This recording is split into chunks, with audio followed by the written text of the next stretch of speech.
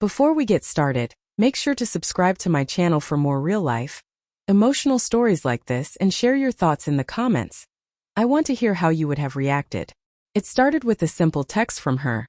Can't wait to see you tonight. Dress nice, face blowing a kiss. It was innocent enough, or at least it should have been. But something in the way she sent it, that little sly emoji, made me pause. My heart thumped a little too fast, and an uncomfortable thought crept in. Why does this feel different? The party was at a friend's loft downtown. A casual gathering that I thought would be fun. I remember putting on my jacket, straightening my tie, and telling myself I was overthinking. She had been acting a bit distant lately. Missed calls, late replies, sudden errands, but I chalked it up to stress at work. I told myself I was imagining things. I wanted to trust her. I needed to trust her. As we arrived, the place was buzzing. Music, laughter, clinking glasses. Everything felt normal. But then I saw her. My wife, radiant as ever, weaving through the crowd with that effortless charm I had once adored. And that's when I saw him. Not her usual friend. Not someone from work. Her lover's ex. I froze, the glass in my hand suddenly heavy. She spotted him at the same time. Their eyes met, and in an instant something shifted in the room. I watched, horrified, as she smiled. A smile that had always been mine. But this one was different. Warm, intimate, a little too familiar. She walked over and they hugged. Not a casual, polite hug. I could see the closeness, the way her cheek pressed against his, the way he whispered something and she laughed softly. My stomach churned. I told myself to breathe. Maybe I was imagining it. Maybe it was just a friendly reunion. But then they kissed. Just a quick brush of lips, but enough. Enough to shatter the fragile illusion I had been clinging to. I felt frozen, every muscle stiff.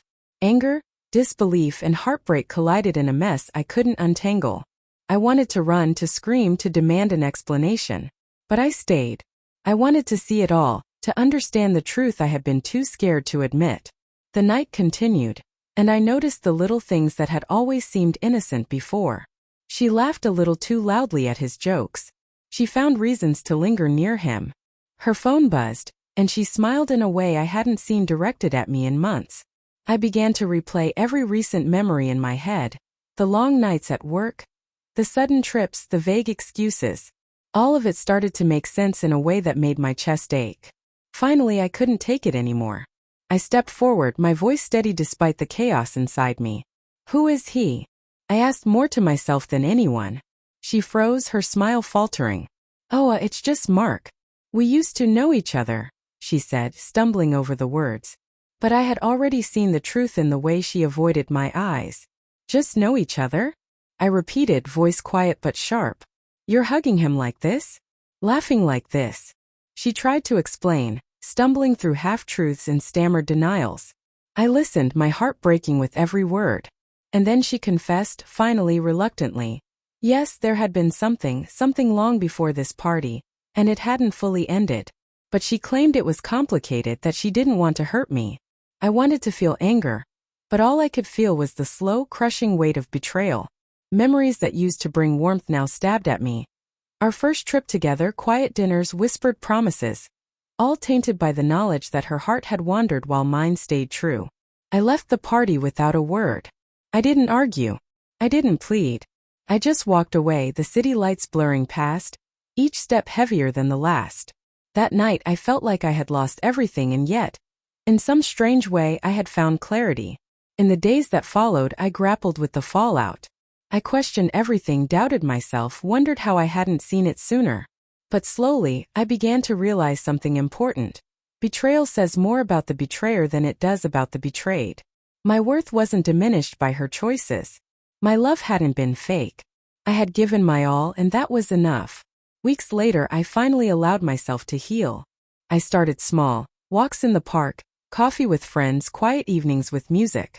I realized that moving on wasn't about forgetting, but about reclaiming myself, about finding the strength I hadn't realized I still had. Looking back, the party wasn't just a scene of betrayal. It was a turning point. It was the night I learned that love doesn't always come with loyalty, but it also taught me that self-respect and quiet strength matter more than heartbreak ever could. Walking away wasn't defeat, it was freedom. If there's one lesson here, it's this. Love deeply, yes, but never lose yourself in the process. And when someone chooses another over you, don't chase them. Walk away with your head high. The pain will linger, but so will the strength you gain.